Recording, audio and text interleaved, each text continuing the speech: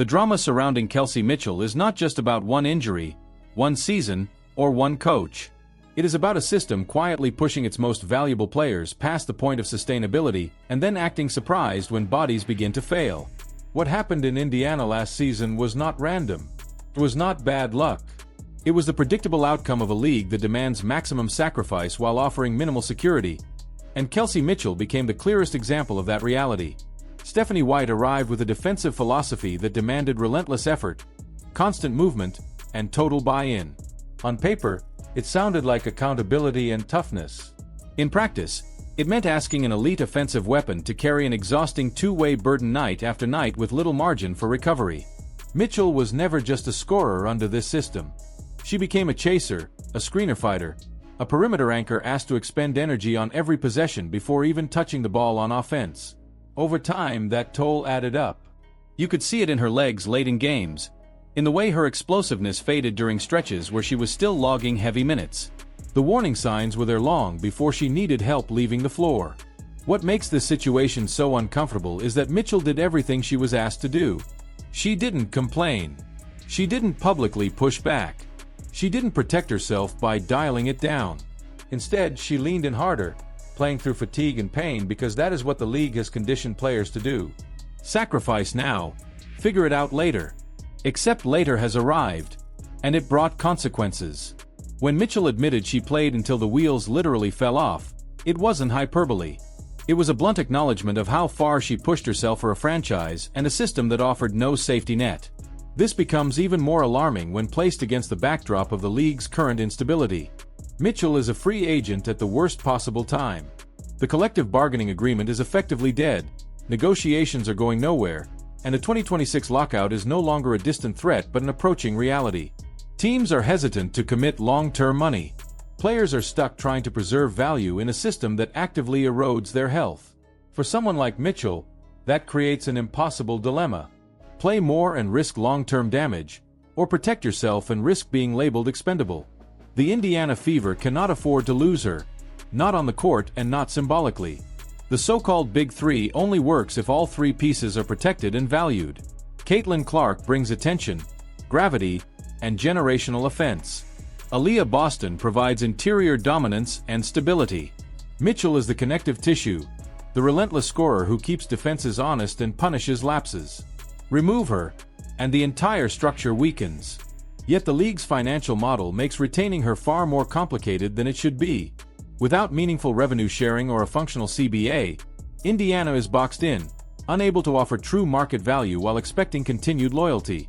This is where the conversation turns from basketball to economics, and it is impossible to ignore. The players asked for a reasonable share of league revenue. They asked for roster expansion to manage workload. They asked for benefits that reflect the physical demands placed on them. The league said no. Then, almost in the same breath, it floated the idea of longer seasons, more games, and increased exposure. More wear, same pay, smaller rosters. That equation does not work, and Kelsey Mitchell's situation proves it. Unrivaled enters the picture as both opportunity and indictment. On the surface, it offers players a domestic option with better compensation and flexibility. But the fact that it needs to exist at all exposes the league's failure. Players should not have to create alternative leagues just to feel valued. They should not have to stack seasons on top of seasons to secure financial stability. Mitchell preparing to play again so soon after being physically spent is not a success story. It is a warning sign.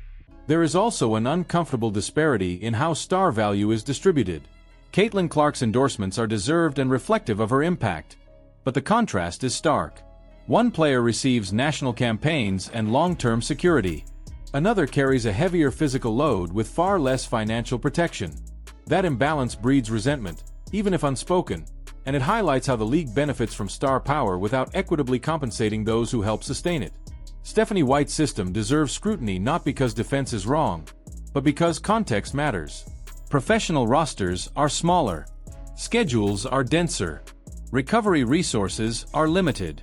You cannot simply transplant college-level defensive intensity into the pros without consequences. When half a roster ends up injured, it is no longer about toughness. It is about mismanagement. Coaches must adapt systems to personnel, not force personnel to survive systems that grind them down.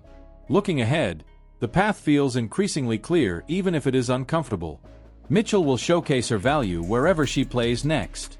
Whether it is in Indiana, elsewhere in the WNBA, or beyond it, teams will see what happens when she is allowed to focus on her strengths without being run into the ground. Fever fans may feel betrayed if she leaves, but the real betrayal would be asking her to stay under the same conditions that already cost her physically. This is bigger than one player. It is about whether the league is serious about sustainability or content to chase short-term growth at the expense of long-term health. Expansion teams and TV deals mean nothing if stars burn out early or walk away entirely.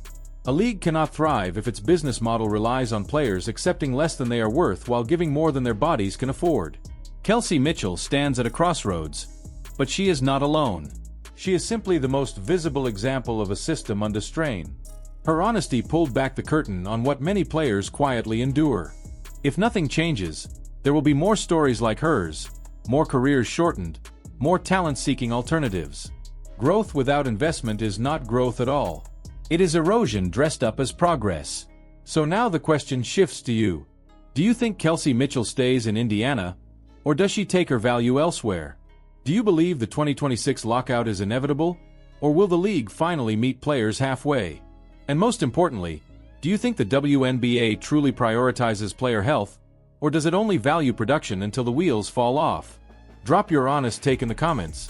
Hit like if you want more real conversations about the league's future, and subscribe for deeper breakdowns that go beyond the headlines. This conversation isn't over, and neither is the fight for players to finally get what they've